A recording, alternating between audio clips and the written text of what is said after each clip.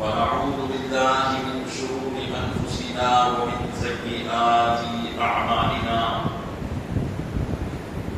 من يهده الله فلا مضل له ومن يضلله فلا هادي له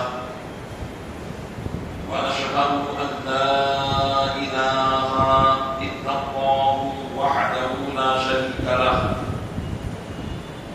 ونشهد أن سيدنا ومولانا محمدا عبده ورسوله أما بعد فأعوذ بالله من الشيطان الرجيم بسم الله الرحمن الرحيم محمد رسول الله صدق الله مولانا العظيم وبلغنا رسوله النبي الأمين المكين الكريم ونحن على ذلك لمن الشاهدين والشاهدين والحمد لله رب العالمين. آئیے سب سے پہلے ہم اور آپ آقا نامدار مدینے کے تاجدار دونوں عالم کے مالک و مختار نائب پروردگار گلشن ہستی کی اولین فصل بہار کے دربار گوہربار میں درود پاک کا قیمتی ہار پیش کریں.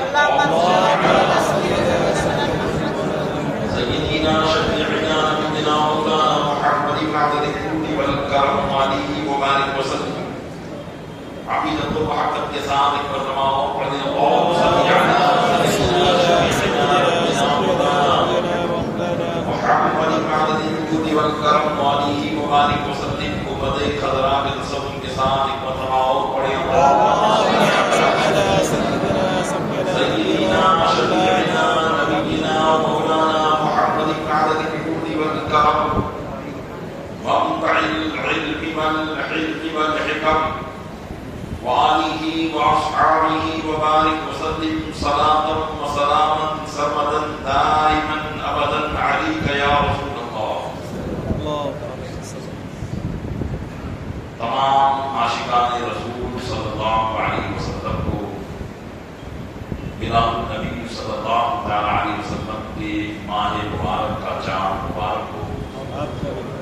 اللہ تبارک و تعالی اپنے محبوب صلی اللہ علیہ وسلم کے صدقے میں اس ماہ مبارک کو اور اس ماہ مبارک کی برکت سے پورے سال کو ہمارے لیے خوشیوں بھرا فرما دے. آمین.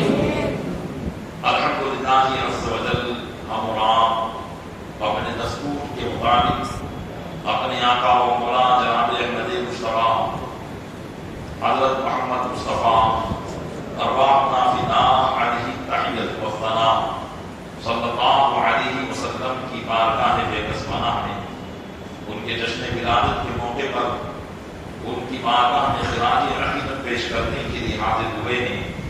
اللہ تبارک و تعالی اپنے محبوب صلی اللہ علیہ وسلم کے صدقے میں ہمارا یہاں جمع ہونا اپنی بارگاہ میں قبول فرمائے اور ہماری ان محفلوں کو ذریعہ نجات بنائے. آمین. بجاہ النبی کریم صلی اللہ تعالی علیہ وآلہ وصحبہ وسلم.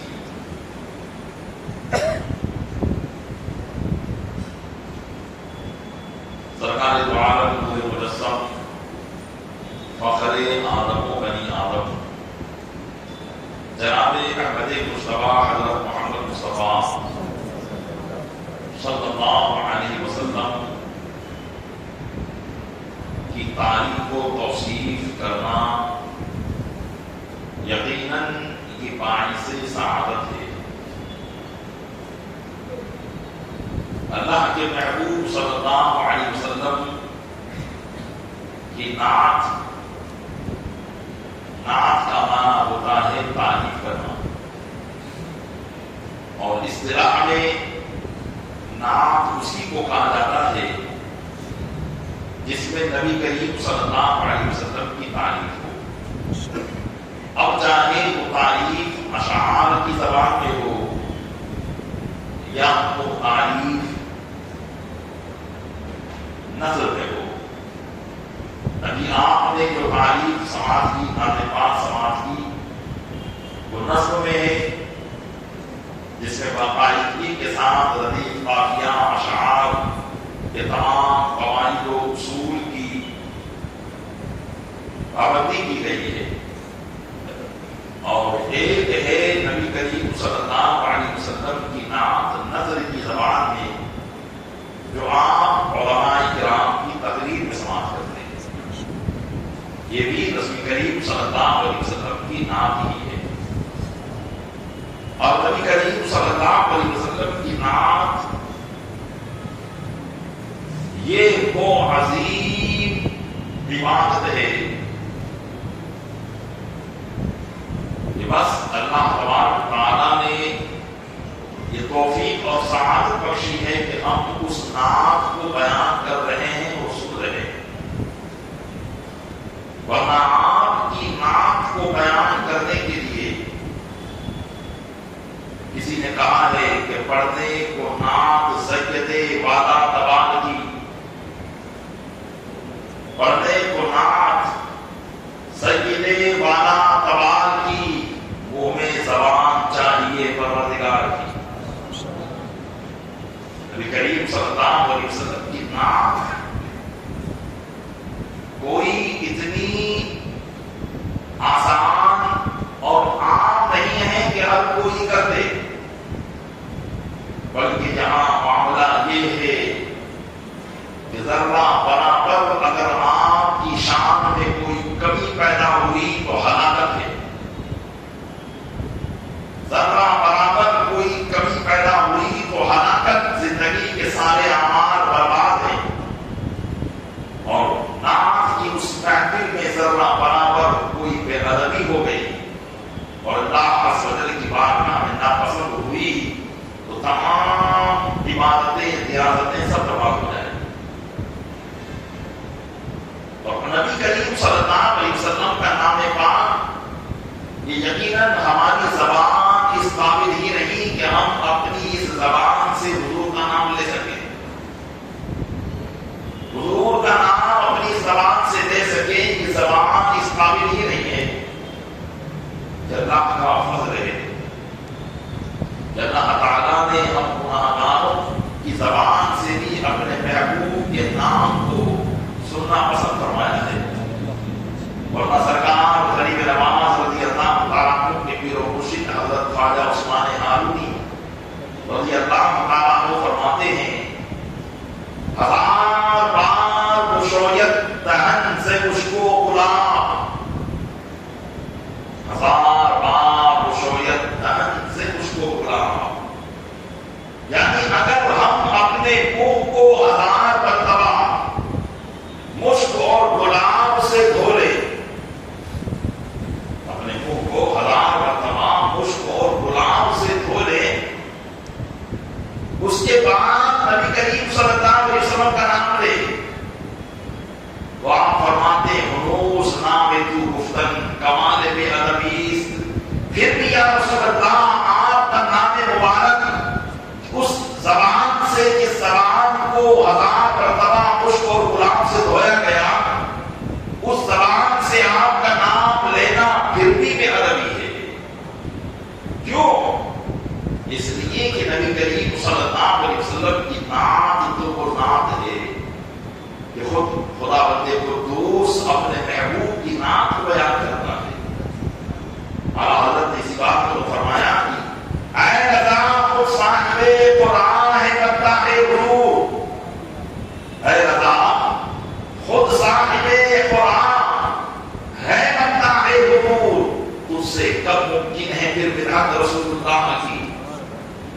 اللہ خود ان کا معبود، خود ان کی تعریف بیان فرما رہا ہے، تو بشر میں طاقت ہی نہیں ہے کہ وہ رسول اللہ کی تعریف کر سکے۔ تو پیارے ساتھیوں، یقیناً میرے آقا صلی اللہ علیہ وسلم کا نام نامی اس میں گرامی، یہ وہ مبارک معزز محترم مقدس نام ہے کہ ہم اپنی اس زبان سے ادا کریں، یہ یقیناً اللہ کی کرم فرمائی ہے، ورنہ ہم اس نام نامی اس میں گرامی کو اپنی زبان سے ادا کرنے کے لائق ہی نہیں ہے۔ اللہ نے اپنے محبوب کے اس نام نامی اس میں گرامی کو قرآن کریم میں ارشاد فرمایا ہے. اور اس آیت کریمہ کی ابتدا یہی سے فرمائی محمد رسول اللہ، محمد صلی اللہ علیہ وسلم اللہ کے رسول ہیں. سبحان اللہ. نبی کریم صلی اللہ علیہ وسلم کے نام مبارک کو لینے میں جن کے دل میں یقیناً ایمان ہے، اس نام مبارک کو لینے میں زبان پر ایک چاشنی ہو جاتی ہے اور دل کو سکون ملتا ہے، سرور ملتا ہے. اور یقیناً کیا نام پاک ہے. آپ حضرت فرماتے ہیں کہ لب پہ آ جاتا ہے جب نام جناب، جناب سے مراد نبی کریم صلی اللہ علیہ وسلم کی ذات. لب پہ آ جاتا ہے جب نام جناب، منہ میں کھل جاتا ہے شہد نایاب، منہ میں کھل جاتا ہے شہد نایاب. وجد میں آ کر ہے جانے بیتاب، اپنے ہی لب چوم لیا کرتے ہیں. اب آپ دیکھیں کہ نام محمد جب لیا جاتا ہے ہونٹ ایک دوسرے سے دو مرتبہ مس ہوتے ہیں، چومتے ہیں، ایک دوسرے کا بوسہ لے لیا کرتے ہیں. ایسا اس میں انسانت، اس میں مبارک میرے آقا صلی اللہ علیہ وسلم کا. لیکن یاد رکھیے اس نام مبارک کے ذریعے لذت، چاشنی اور مٹھاس اسی کو حاصل ہوگی جس کے دل میں خالص ایمان ہوگا. خالص ایمان. اگر دل میں منافقت ہے، رسول اللہ صلی اللہ علیہ وسلم کی محفل میلاد کو منعقد کرنے پر شرک اور بدعت کا فتویٰ ہے، تو پھر 10 مرتبہ بھی وہ نام محمد لے، اسے وہ مٹھاس حاصل ہو ہی نہیں سکتی ہے. اب وہ کہیں کہ بھائی اس میں تو کہاں مٹھاس ہے، تو پھر اس کی مثال ایسی ہے جیسا کہ اللہ نے فرمایا دودھ کے سلسلے میں. دودھ کی تعریف فرمائی اللہ نے، لبنا خالصا سائغا للشاربین. اللہ تعالیٰ ایسا خالص دودھ ہمیں عطا فرماتا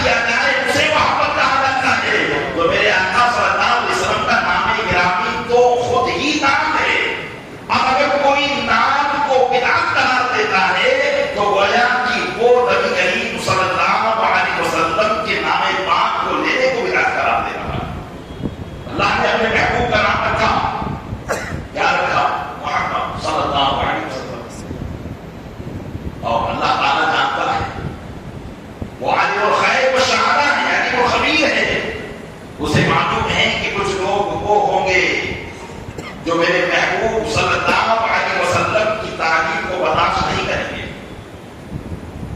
اس لیے نام ہی ایسا رکھا کہ جو برداشت نہ کرے وہ بھی تعریف کرے، اور جو برداشت کرتا ہے وہ محبت کے ساتھ تعریف کرے.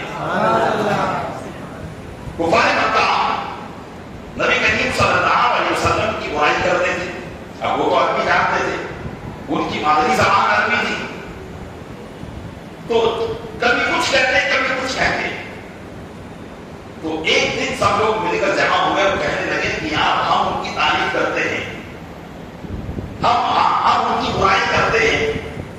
تو جب ہم ان کی برائی کرتے ہیں تو برائی کرنے سے پہلے تو ہم ان کی تعریف کر دیتے ہیں.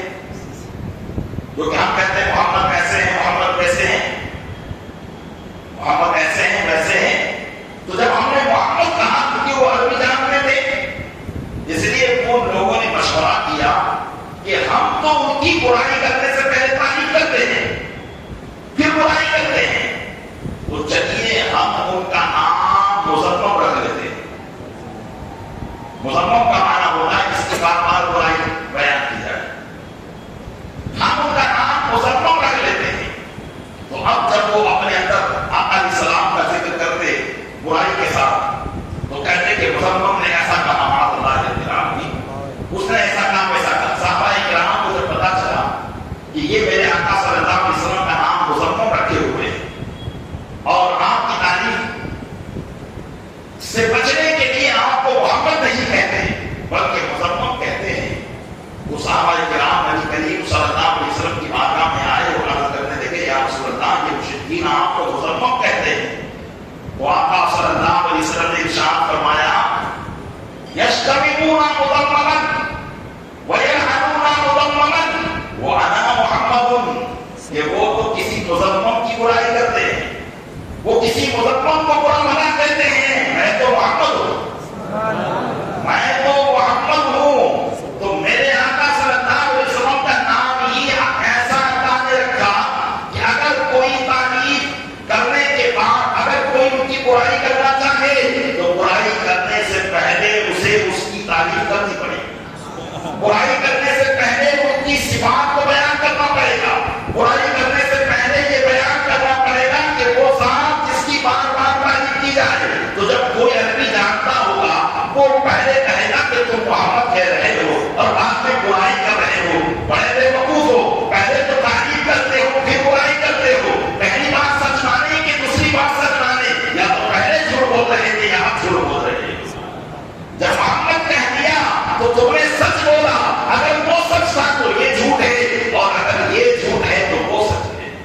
تو میرے آقا صلی اللہ علیہ وسلم کا نام نامی اس میں گرامی اللہ نے ایسا رکھا کہ کسی کو برائی کی مجال ہی نہ ہو، اور جو برائی کرنے جائے تو برائی کر ہی نہ پائے. برائی سے پہلے ان کی تعریف ہی تعریف کرتا چلا جائے. یہ اللہ نے اپنے نام اپنے محبوب صلی اللہ علیہ وسلم کا نام مبارک رکھا. اب آپ دیکھیں قرآن کریم کی آیت کریمہ ہے، اللہ تعالیٰ ارشاد فرمانا ہے محمد رسول اللہ، محمد صلی اللہ علیہ وسلم اللہ کے رسول ہیں. یہ کیا ہے؟ اور آپ فرماتے ہیں کہ یہ اعلان ہے. اس بات کا اعلان، یہ اللہ کے محبوب کی رسالت کا اعلان ہے. اللہ تعالیٰ گویا کہ کائنات کے سامنے ارشاد فرما رہا ہے کہ لوگوں محمد صلی اللہ علیہ وسلم اللہ کے رسول ہیں. تو یہ اعلان ہے کس کا؟ خدا کا. اور کس بات کا اعلان ہے؟ رسول اکرم صلی اللہ علیہ وسلم کی رسالت کا. اور ہم فرماتے ہیں کہ ذرا توجہ ہو، ذرا توجہ ہو کہ اللہ تبارک و تعالیٰ نے جب اپنے محبوب کی رسالت کا اعلان فرمانا چاہا تو یہ نہ فرمایا کہ محبوب تم کہہ دو کہ انا محمد رسول اللہ، میں محمد اللہ کا رسول ہوں. یہ نہ فرمایا. قرآن کریم میں کہیں ایسا نہیں ہے کہ اللہ نے یہ فرمایا کہ قل انا محمد رسول اللہ. اے محبوب کہہ دو لوگوں کو کہ میں محمد اللہ کا رسول ہوں، بلکہ اللہ نے ڈائریکٹ فرمایا محمد رسول اللہ. اے لوگوں یہ محمد اللہ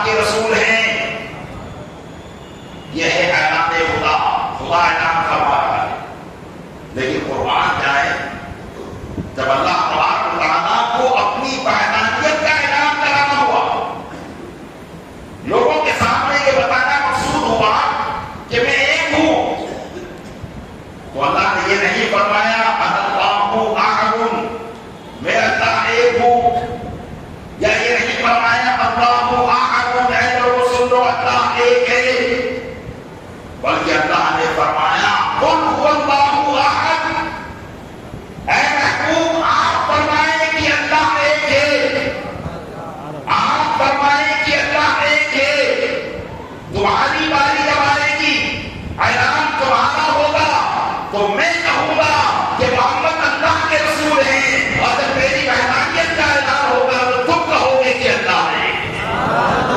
کل کہہ کے اپنی بات کی لفظیں تیرے سنی، اللہ کو ہے پسند، اللہ کو ہے اتنی تیری گفتگو پسند۔ نبی کریم صلی اللہ علیہ وسلم کے لفظ سے اس بات کو کہلوایا جا رہا ہے کہ محبوب آپ کہیں کو اللہ نے، تو یہ ہے اعلان خدا اور یہ ہے اعلان مصطفیٰ۔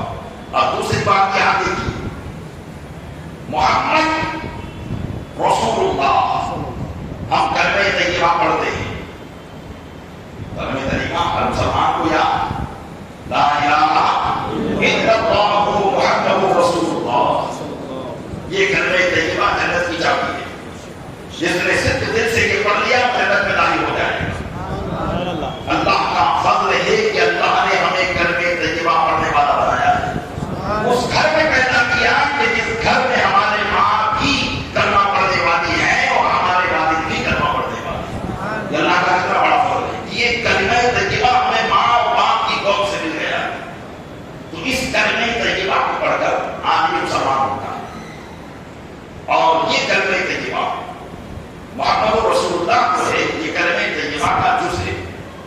دوسرا جز، پہلا جز کیا ہے؟ لا الہ الا اللہ، نہیں ہے کوئی معبود سوائے اللہ کے، نہیں ہے کوئی عبادت کے لائق سوائے اللہ کے، محمد رسول اللہ، محمد اللہ کے رسول ہیں۔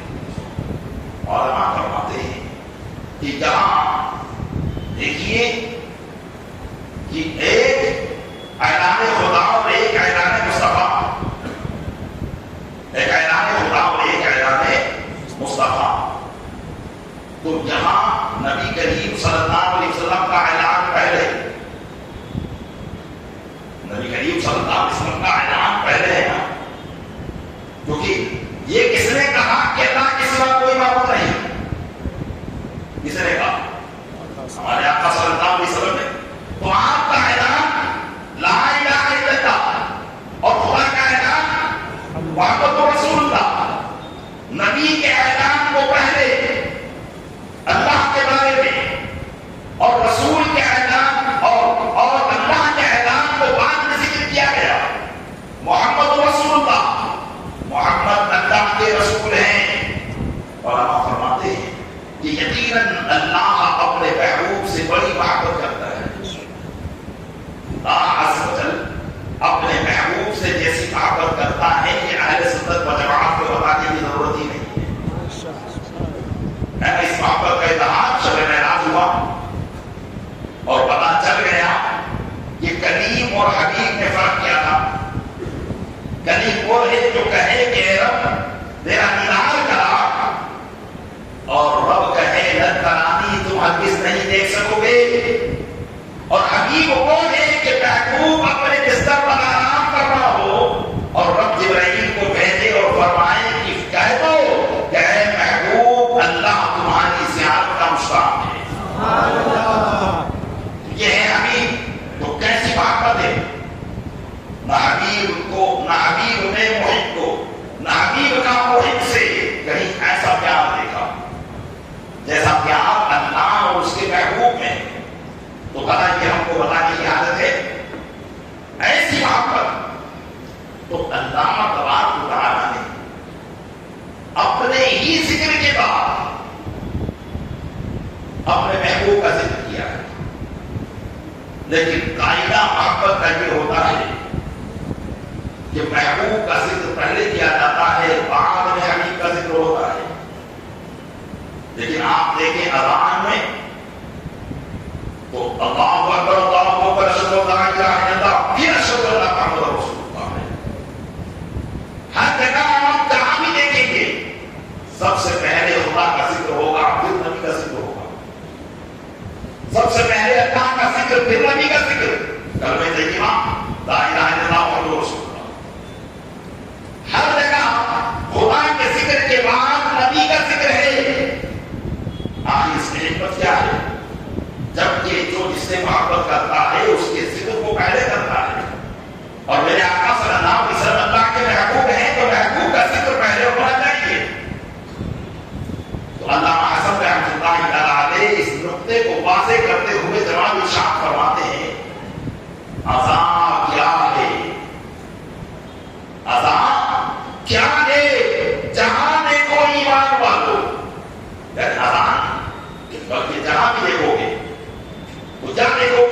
بسے ذکر حق ہے ذکر، بسے ذکر حق ہے ذکر مصطفیٰ کا، یعنی اللہ کے ذکر کے بعد مصطفیٰ کا ذکر ہے۔ اللہ کیا ہے؟ جہاں دیکھو ایمان والو، بسے ذکر حق ذکر ہے مصطفیٰ کا، کیوں ایسا؟ تو فرمایا کہ پہلے زبان حمد سے پاک ہو لے، پہلے زبان جب اللہ کی حمد بیان کرے، لا الہ الا اللہ کہہ لے، اللہ اکبر کہہ لے، زبان سے پہلے اللہ کا ذکر کر لے، تو ذکر خدا سے زبان پاک ہو جائے گی، اور جب ذکر خدا سے زبان پاک ہو جائے گی تو کہا کہ پہلے زبان حمد سے پاک ہو لے، پھر نام لو میں حبیب خدا کا، پھر نام لو میں حبیب خدا کا۔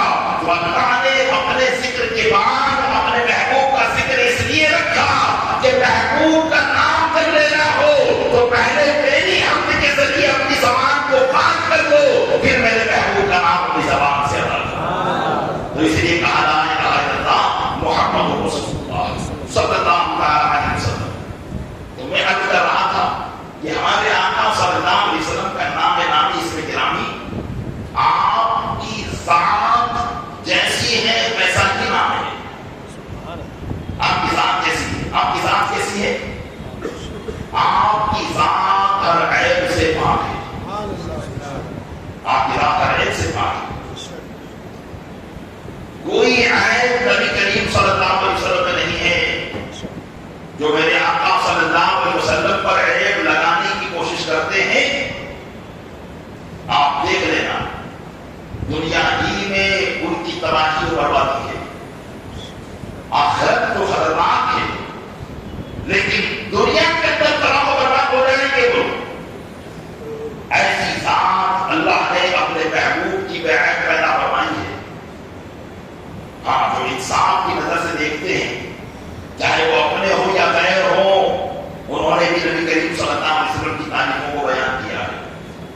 جنہوں نے انصاف کی نظر سے دیکھا، جو میرے آقا صلی اللہ علیہ وسلم پر عیب لگاتے ہیں یا ان کی زندگی کے کسی گوشے کو پہلو کو لے کر طرح طرح کی باتیں کرتے ہیں، وہ انصاف کی نظر نہیں دیکھ رہے، وہ اناد اور دشمنی کی نظر سے دیکھ رہے ہیں، وہ حسد کی نظر سے دیکھ رہے ہیں، کہ آج کے زمانے میں وہ سیاست کی نظر سے دیکھ رہے ہیں، اپنی سیاسی روٹیاں کی تو سیکھنی ہوتی ہے۔ وہ نبی کریم صلی اللہ علیہ وسلم کے برائی کر کے ان کے سندے کو حاصل کرنے کی کوشش کرتا ہے، معاذ اللہ نے کیا۔ ورنہ جنہوں نے دیکھا انہوں نے تو یہی کہا کہ یا رسول اللہ، آپ کو تو اللہ نے ہر عیب سے پاک پیدا فرمایا ہے۔ تو میرے آقا صلی اللہ علیہ وسلم کی ذات کیا ہے؟ ہر عیب سے پاک۔ اور آپ کا نام کیا ہے؟ الذی یحمد حمدا بعد حمد، جس کی بار بار تعریف کی جائے تو بار بار تعریف اس کی جائے گی تو ذات ہر عیب سے پاک ہوگی۔ ورنہ آپ جب کسی کی تعریف کرے، بار بار تعریف کرے تو کوئی آ کر کہے گا بھائی آپ اس کی تعریف کرتے ہیں نا، اس نے یہ خرابی کی ہے، جبکہ ہمارے آقا علیہ السلام کی ذات ایسی ہے ہی۔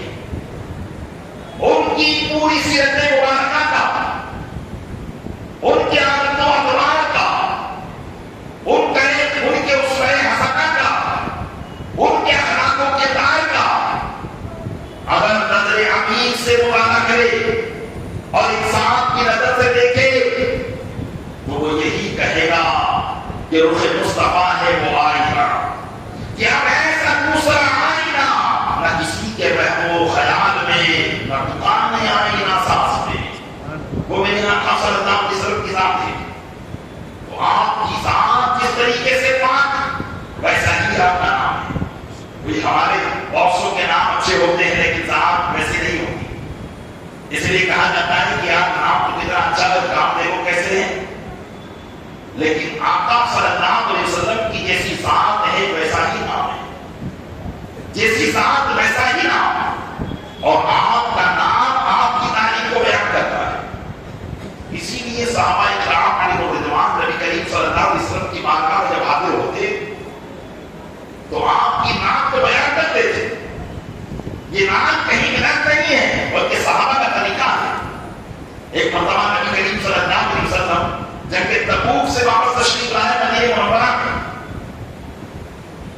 حضرت عباس یہ کون ہے؟ میرے آقا صلی اللہ علیہ وسلم کے چچا ہیں، عمر میں بڑے ہیں، لیکن ظاہری طور پر بڑے ہیں، لیکن حقیقت میں تو نبی کریم صلی اللہ علیہ وسلم سب سے اعلیٰ و افضل تھے۔ تو انہوں نے عرض کیا رسول اللہ میں نے آپ کے لیے ایک نعت لکھی ہے، اگر آپ کہو تو میں وہ نعت پڑھوں، اگر آپ کہو تو میں نعت پڑھوں۔ تو میرے آقا علیہ السلام نے کیا فرمایا؟ قل لا یفوض اللہ فاکا، اے چچا پڑھیے اللہ آپ کے منہ کو کبھی خراب نہیں فرمائے گا۔ اگر نعت پڑھنا بیان ہوگا کہتے ہیں تعریف کرنا ہے اللہ کی کیجیے، میرے اندر کیا ہے، لیکن یہاں نعت آپ کو روانی جا رہی ہے کہ پڑھیے اللہ آپ کے منہ کو کبھی خراب نہیں فرمائے گا۔ اسی لیے جب حضرت حسان بن ثابت رضی اللہ عنہ کو نعت پڑھا کرتے میرے آقا صلی اللہ علیہ وسلم ان کے لیے دعا کرتے اللہم اجرہ بروح القدس، اے اللہ ان کی روح قدس سے مدد فرما، دعا کیا کرتے۔ لیکن پیارے اسلامی بھائی یہاں اتنا پتہ نہ چلے جبکہ نعت کے طریقے سے پڑھی جائے۔ آج کل جو نعت کا ماحول اور نوجوانوں نے جو ایک نعت سننے اور سنانے کا جو ایک ماحول قائم کر رکھا ہے، یقیناً یہ نعت خوانی کے آداب کے بالکل خلاف ہے۔ ایسی نعت نبی کریم صلی اللہ علیہ وسلم کی بارگاہ میں بالکل مقبول نہیں ہے، جس میں ادب کا کوئی لحاظ نہ رکھا جائے۔ اس لیے نعت جب بھی سننا ہو ادب و احترام کے ساتھ آنکھوں کو بند کر کے نبی کریم صلی اللہ علیہ وسلم کا تصور اپنے ذہن و دماغ میں بسا کر آپ نعت سنیے، اور کوئی بات اچھی لگے تو سبحان اللہ کہیے۔ یہ ہے اصل نعت، نہ یہ کہ ادھر ادھر سنا جا رہا ہو اور پیسوں پر پیسے لٹائے جا رہے ہو، نعت خوانی کا ادب ختم کر دیا گیا۔ ایسی نعت کی محفلیں بہتر نہیں ہے، بلکہ وہ ایسی محفلیں ہونی چاہیے جو بزرگان دین کی بارگاہ میں ہوا کرتی تھی، اور نبی کریم صلی اللہ علیہ وسلم کی بارگاہ میں بھی نعت خوانی ہوا کرتی۔ واللہ جو محبوب حضرت احسان کے لیے اپنی چادر مبارک بچھاتے یا ممبر لگاتے اور ان کے لیے دعا فرمایا کرتے تھے۔ تو حضرت احسان بن ثابت نے بھی اپنی نعت میں وہی بات کہی جو میرا مضمون ہے، میرا موضوع ہے، یا رسول اللہ آپ کی ذات بے عیب ہے۔ حضرت احسان بن ثابت نے کیا کہا؟ وَأَجْمَلُ مِنْكَ لَمْ تَرَ قَطُّ عَيْنِي، یا رسول اللہ آپ سے زیادہ حسین و جمیل میری آنکھ نے دیکھا ہی نہیں ہے، آپ سے زیادہ حسین و جمیل میری آنکھ نے دیکھا ہی نہیں ہے۔ اب کوئی کہہ سکتا ہے کہ حضرت احسان بن ثابت کی عمر کتنی؟ 120 سال عمر ہوگی، 60 سال زمانے جاہلیت میں گزارے اور 60 سال اسلام میں گزارے، 120 سال کی عمر شریف ہے۔ اور 60 سال یا 60 سے 120 سال کی عمر میں آدمی کتنا تجربہ کر سکتا ہے؟ کیا پوری زندگی کے جب سے انسان آیا تب سے وہ ہر ایک کو دیکھا؟ تو یہ کہا جائے گا یا کوئی یہ کہہ سکتا ہے کہ انہوں نے جتنے لوگوں کو دیکھا تھا اتنے لوگوں سے زیادہ حسین و جمیل ان کی آنکھ نے نہیں دیکھا تھا؟ وہ یہ کہہ سکتا تھا پہلے مصرے پر لب برکت و عینی کہ میری آنکھ نے کبھی بھی آپ سے زیادہ حسین و جمیل نہیں دیکھا ہے۔ تو آپ نے اس اعتراض کا جواب اور اس شبے کا ازالہ دوسرے شہر میں فرما دیا کہ میری آنکھ کی دیکھنے کی بات ہی نہیں ہے۔ وَأَكْمَلُ مِنْكَ لَمْ تَلِدِ النِّسَاءَ لَمْ تَلِدِ النِّسَاءَ، اے محبوب آپ تو ایسے کامل ہیں کہ آپ سے زیادہ کامل کسی ماں نے پیدا ہی نہیں کیا۔ خُلِقْتَ مُبَرَّأً مِنْ كُلِّ عَیْبٍ، ہر عیب سے پاک آپ کو پیدا کیا گیا، ہر عیب سے، کل عیب۔ دیکھیے عربی جاننے والے اس بات کو جانتے ہوں گے کہ کل کی اضافت جب کسی کی طرف کی جاتی ہے تو اس کا فد مراد ہوتا ہے، یعنی عیب کے افراد میں سے ہر فرد سے آپ کو اللہ نے مبرہ پیدا کیا، بلکہ کہا خُلِقْتَ مُبَرَّأً مِنْ كُلِّ عَیْبٍ كَأَنَّكَ قَدْ خُلِقْتَ كَمَا تَشَاءُ، آپ کو ایسا پیدا کیا گیا جیسا کہ آپ نے چاہا۔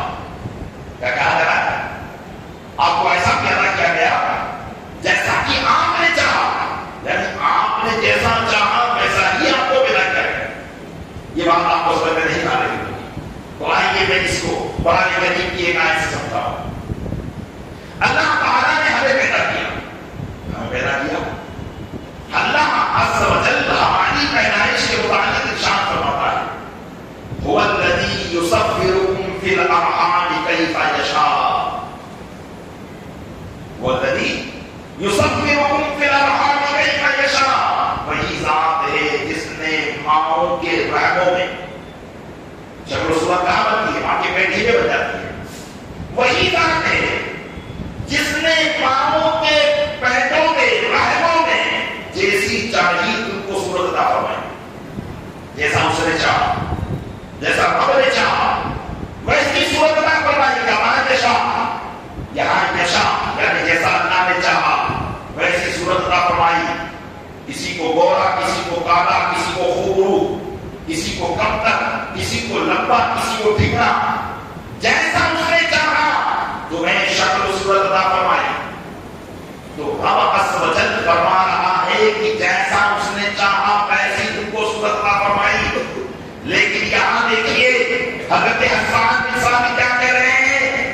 خلقتا مبرأ من کل عیب کأنک قد خلقتا کما تشاء. یہاں کما یشاء نہیں کہ جیسا اللہ نے چاہا، بلکہ محبوب جیسا آپ نے چاہا ویسا آپ کو اللہ نے پیدا کیا. مطلب جب آپ کو بنایا اللہ نے آپ سے پوچھ لیا کہ محبوب بتا تجھے کیسا بنایا ہے. کأنک قد خلقتا کما تشاء، جیسا آپ نے چاہا ویسا آپ کو پیدا کیا گیا ہے. تو یقیناً میرے آقا صلی اللہ علیہ وسلم کو کیسا پیدا کیا گیا؟ اعلیٰ حضرت فرماتے ہیں وہ کمال حسن حضور ہے کہ گمان نفس جہاں نہیں، یہی پھول خار سے دور ہے، یہی شمع ہے کہ دعا نہیں. یہ وہ تعریف ہے میرے آقا صلی اللہ علیہ وسلم کی جو حضرت حسان بن ثابت کرتے ہیں. پیارے سامنے بھائیوں، نبی کریم صلی اللہ علیہ وسلم کی تعریف اور آپ کی تعریف میں یہ مجمع لگانا اور محفل میلاد کو منعقد کرنا، یہ کوئی ہمارا 14ویں صدی کا کام نہیں ہے، بلکہ بزرگان دین اپنے اپنے وقت میں ان کی تعریف کر کے جا چکے ہیں. اور یہ اللہ عز و جل کا بہت بڑا احسان ہے کہ اس نے اپنے نیک بندوں کے نقش قدم پر ہم کو قائم و قائم رکھا. حضرت امام حسینی رضی اللہ تعالیٰ عنہ نے کیا اپنے محبوب کی تعریف کو بیان نہ کیا؟ پورا قصیدہ خدا شریف آپ نے لکھ دیا. اور پھر ایسا بھی نہیں، دیکھیے یہاں سے بات پتہ چلتی ہے کہ جو نبی کی نعت لکھتے ہیں اللہ تعالیٰ ضرور ان کو اپنی بارگاہ میں بھی اور اپنے محبوب کی بارگاہ میں بھی کامیابی عطا فرماتا ہے. امام حسین رحمۃ اللہ تعالیٰ کو فارس کی بیماری ہو گئی اور اس سے پہلے آپ بادشاہوں کی شان کا شان کیا کرتے تھے، بادشاہ کی تعریف توصیف کیا کرتے تھے، بہت بڑے عالم بھی تھے، شاعر بھی تھے. فارس کی بیماری کی بھی ہر علاج لاعلاج ہو گیا، کوئی شفا کا معاملہ نہیں تھا. تو آپ نے اللہ کے محبوب کی بارگاہ میں استغاثہ پیش کیا اور قصیدہ بردہ شریف لکھا. الحمدللہ منشل خلق والعالمی ثم الصلاة علی النبی فی القدمی اور مولا یصلی وسلم دائما علی حبیبک خیر الخلق کلہم. یہ آپ سنتے ہی رہتے محمد سید القونین والثقلین، یہ آپ سنتے ہی رہتے ہیں. کئی اشعار آپ نے لکھے نبی کریم صلی اللہ علیہ وسلم کی شان، جس میں آقا علیہ السلام کی شان و شوکت بھی بیان کی، تعریف و توصیف بھی بیان کی، اور پھر اپنے بس کا استغاثہ بھی پیش کیا. جب نبی کریم صلی اللہ علیہ وسلم کی شان میں تعریف لکھی، ایک دن آپ سو رہے تھے، آقا صلی اللہ علیہ وسلم خواب میں تشریف لے آئے. ارشاد فرمایا حسینی جو قصیدہ تم نے لکھا ہے وہ سناؤ. چنانچہ حضرت امام حسینی کو قصیدہ سنایا. اللہ کے محبوب نے نذرانے میں اپنی چادر مبارک عطا فرمائی. عربی زبان میں بردہ چادر کو کہتے ہیں، اس لیے اس کو چادر والا قصیدہ کہا جاتا ہے. قصیدہ بردہ جو کہ نبی کریم صلی اللہ علیہ وسلم نے چادر عطا فرمائی اور پھر اپنا دست مبارک ان کے جسم پر پہلا تو پورا جسم صحتیاب ہو گیا، شفا بھی گئی. اور جب آنکھ کھلی تو جسم صحیح و سالم تھا اور پورا روم مہک رہا تھا، اور جو چادر خواب میں عطا فرمائی تھی وہ بھی تشریف فرما. تو آپ غور کریں کہ محفل میلاد اور نعت سنانے والے اور سننے والوں کو نبی کریم صلی اللہ علیہ وسلم کتنا پسند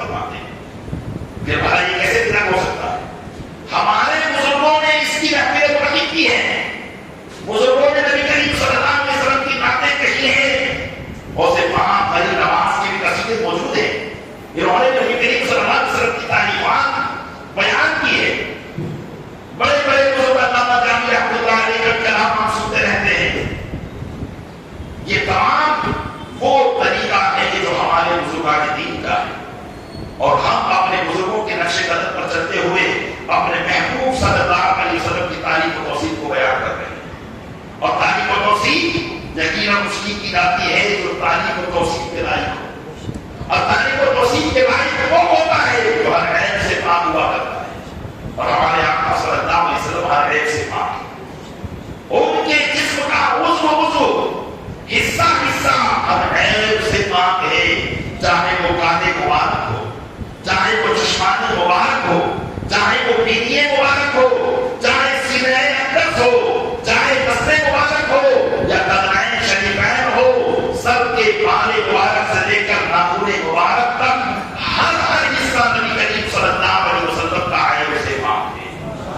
آپ کی زندگی کا ہر لمحہ، ہر شعبہ اور ہر سبجیکٹ کا آپ کا چاہے کسی بھی معاملے میں ہو، نبوت کے اعلان سے پہلے ہو یا نبوت کے اعلان کے بعد ہو، از ابتدا تا انتہا ہر عیب سے پاک ہے. اب ایک مثال دے کر میں اپنی گفتگو ختم کر دیتا ہوں کہ ہمارے آقا صلی اللہ علیہ وسلم عیب سے پاک ہے، ہر عیب سے پاک ہے. اب آپ کہیں کہ اس کی مثال پیش کریں تو میں ایک مثال آپ کو پیش کرتا ہوں. دیکھیے کان کا عیب کیا ہے؟ کان کا عیب کیا ہے؟ کم سننا یا نہ سننا. اگر کسی کے کان کے اندر عیب ہو تو یہی کہا جائے گا نا کہ وہ کم سنتا ہے یا سنتا ہی نہیں ہے، یہ کان کا عیب ہے. اور کان کا کی خوبی یہ ہے کہ وہ سننا جو عام لوگ نہیں سنا کرتے، تبھی تو خوبی ہوگی. ورنہ جیسا میں سنتا ہوں آپ سنتے ہیں اور آقا علیہ السلام بھی اگر ویسا ہی سنے تو کہا جائے گا اس میں خوبی کیا ہے. جیسا نبی کریم ہم سنتے ہیں ویسا آقا بھی سنتے ہیں. اور جن لوگوں نے آپ کو بشر سمجھا انہوں نے یہی دیکھا کہ کان ان کے بھی ہے، کان ہماری بھی ہے، آنکھیں ان کی بھی، آنکھیں ہماری بھی ہے. لیکن یہ نہیں دیکھا کہ ہمارے کان عیبوں سے بھرپور ہیں اور ان کے کان وہ ہیں جن کے بارے میں فرمایا کان لالے کرامت پہ لاکھوں سلام. دور و نزدیک کے سننے والے وہ کان لالے کرامت پہ لاکھوں سلام. نبی کریم صلی اللہ علیہ وسلم ارشاد فرماتے ہیں انی ارا ما لا ترون واسمع ما لا تسمعون. میں وہ دیکھتا ہوں جو تم نہیں دیکھتے اور میں وہ سنتا ہوں جو تم نہیں سن سکتے. یہ میرے آقا صلی اللہ علیہ وسلم کی سماعت ہے. تو آپ دیکھیں کہ یہ ہے وہ خوبی، یہ ہے وہ کمال جو بشر سے اوپر ہے. بشر کی طاقت سنے یا نہ سنے، لیکن افضل البشر وہ ہے جو وہ سنتا ہے کہ لوح محفوظ پر جب قلم چل رہا ہے تو اس قلم کی آواز کو بھی سنتا ہے. یہ ہے وہ چیز جس کو فرمایا جو میں سنتا ہوں تم نہیں سن سکتے. اب اگر کوئی کہے کہ حدیث کو ضعیف ہے، ہم نہیں مانتے، وہ آئیے میں قرآن کریم سے اس کا ایک حوالہ دے کر اپنی بات کو اختتام کے قریب لاؤں. حضرت سلیمان علیہ السلام وہ علیہ السلام و تسلیم اللہ کے ذل القدر پیغمبر اور بڑی شان و شوکت والے پیغمبر ہیں. ایسی شان و شوکت کہ جنات اور شیاطین بھی آپ کے تابع تھے.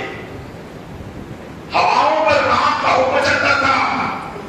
جب کہیں جانا ہوتا تو اپنے تخت کو حکم دیتے، ہواؤں کو حکم دیتے تو ہوائیں ان کے تخت کو اڑا کر اس جگہ پر پہنچا دیا کرتی تھی. ہواؤں پر اڑا کر اللہ فرماتا مسخرنا لہو، ہم نے ان کے لیے ہواؤں کو مسخر کر دیا، ان کے تابع کر دیا.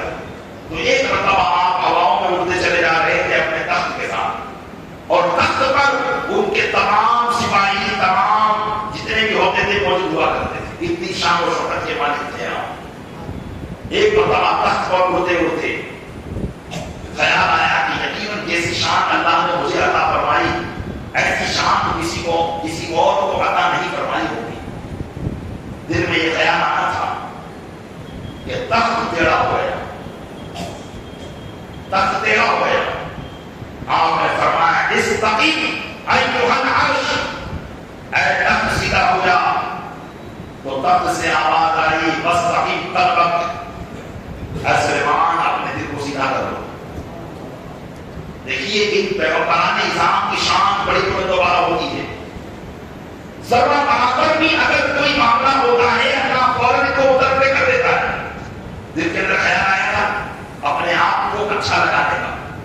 ہمارے اندر جب اچھا لگانے کا خیال آتا ہے تو ہم بہت دور تک نکل جاتے ہیں، یہاں تک کہ ہر کسی کو ہم حرکت ناقص سمجھتے ہیں اور اس کی بے عزتی کر دیتے ہیں. ہماری ایسی پکڑ نہیں ہوتی، ہمیں ڈھیل نہیں جاتی ہے، لیکن اللہ کے محبوب جو ہوتے ہیں ان کو فوراً ادھر پہ کر دیا جاتا ہے، فوراً ادھر پہ کر دیا جاتا ہے. تو اس لیے جب ان کے دل میں خیال ہوا کہ میرے جیسا تو کوئی نہیں ہوگا تو تخت ٹیڑھا ہو گئے.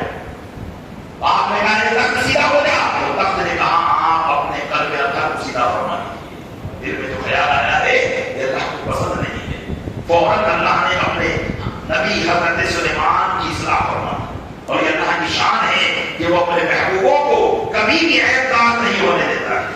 اگر عیب داخل ہونے کی کوشش کرتا ہے تو اللہ تعالیٰ اسے فوراً روک دیتا ہے. اب یہ حضرت سلیمان علیہ السلام کو تسلیم. ایک مرتبہ ایک علاقے سے گزر رہے ہیں، قرآن کریم نے اس واقعے کو نقل فرمایا. سورہ نمل میں اللہ ارشاد فرماتا ہے حتی اذا اتوا علی باب النمل قالوا نملة یا ایھا النمل ادخلوا مساکنکم لا یحطمنکم سلیمان وجنودہ وهم لا یشعرون. یہاں تک کہ جب وہ وادی نمل پر پہنچے، یعنی چیونٹیوں کے علاقے میں پہنچے.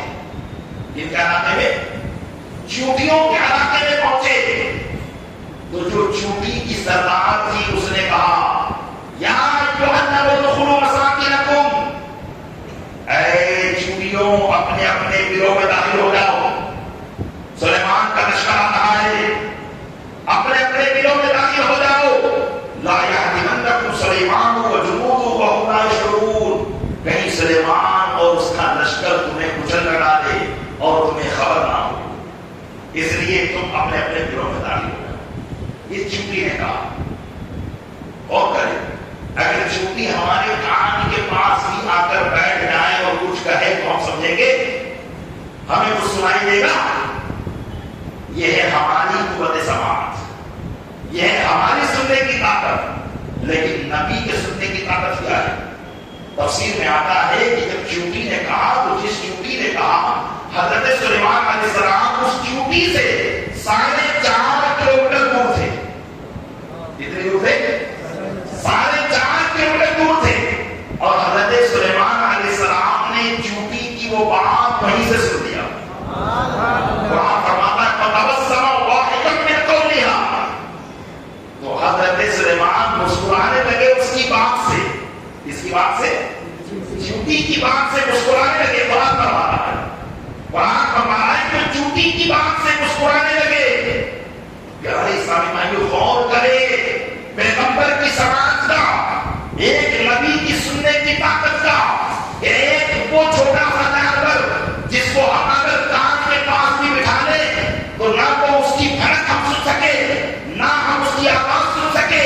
لیکن پیغمبر کی سننے کی طاقت یہ ہے کہ وہ 4.5 کلومیٹر دوری سے اس کی بات کو سماعت کر رہا ہے، مسکرا رہا ہے. کیونکہ پیغمبر کا کان اللہ نے عام کانوں کی طرح نہیں بنایا ہے، بلکہ اس کے لیے غائب اور حاضر سب برابر ہوا کرتے ہیں. وہ غائب کی بھی سنتا ہے، حاضر کی بھی سنتا ہے. تو جب سلیمان علیہ السلام کی قوت سماعت کا یہ عالم ہے تو پھر میرے آقا صلی اللہ علیہ وسلم کی سماعت کا کیا عالم ہوگا؟ یہی وجہ ہے کہ حضرت ام المؤمنین میمونہ رضی اللہ عنہا روایت کرتی ہے، کہتی ہیں کہ باقاعدہ رسول اللہ صلی اللہ علیہ وسلم ایک دن نبی کریم صلی اللہ علیہ وسلم نے میرے پاس رات گزاری. آقا علیہ السلام نے میرے پاس رات گزاری کر حضرت ام المؤمنین میمونہ رضی اللہ عنہا کے کاشان اقدس میں رسول اکرم صلی اللہ علیہ وسلم سوئے تھے. کہتی ہے فقام، وہ کھڑے ہو گئے، پھر یتوضؤ للصلاۃ، نماز کے لیے وضو کیا. آپ جب نماز کے لیے وضو فرما رہے تھے تو حضرت ام المؤمنین کہتی ہے فسمعتہ یقول فی متوضئہ باللیل لبیک لبیک لبیک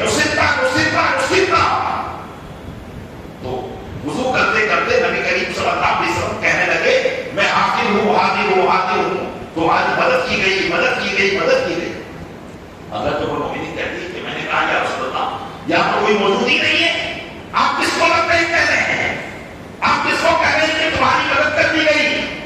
تو آقا علیہ السلام نے فرمایا کہ مکہ مکرمہ میں تھے، کہاں مدینہ منورہ میں، کیا فرما رہے مکہ مکرمہ میں ہمارے حدیث قبیلے والے قبیلے بنو کعب چیخو پکار کر رہے ہیں اور مجھے پکار رہے ہیں اور کہہ رہے ہیں کہ یا رسول اللہ قبیلے قریش کے جو حلیف ہیں بنو بکر ان کا ساتھ قریش نے دے دیا ہے اور قریش بنو بکر کے ساتھ مل کر ہم پر حملہ کرنے والے ہیں، اس لیے آپ ہماری مدد کیجیے۔ تو میں ان کو کہہ رہا تھا کہ میں حاضر ہوں اور ضرور تمہاری مدد کی جائے گی۔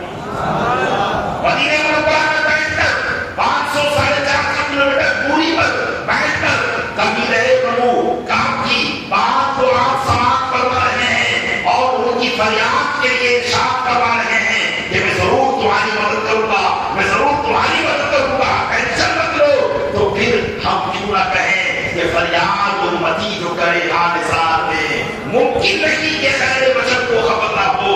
تو یہ وہ کام ہے کہ جن کو اللہ نے ہر عیب سے پاک فرمایا ہے، اور اس کام کے اندر کمال اور خوبی یہ ہے جو اس دنیا میں رہ کر اس دنیا کی بھی سنتے ہیں اور آخرت کی بھی سنتے ہیں، اس جہان کی بھی سنتے ہیں، اس جہان کی بھی سنتے ہیں۔ کوئی امتی کہیں سے انہیں پکارے وہ ضرور ان کی سنتے ہیں اور ان کی فریاد نصیب کرتے ہیں۔ ہمارا عقیدہ ہے، یقین ہے کہ ہم یہاں سے جو نبی کریم صلی اللہ علیہ وسلم کو پکاریں گے ضرور ہماری داستانوں کو سنیں گے، ہمارے غم کا ازالہ فرمائیں گے، ہماری پریشانیوں کو دور فرمائیں گے۔ پروردگار اپنے محبوب صلی اللہ علیہ وسلم کے صدقے میں ہر مسلمان کی تمام پریشانیوں کو دور فرمائے اور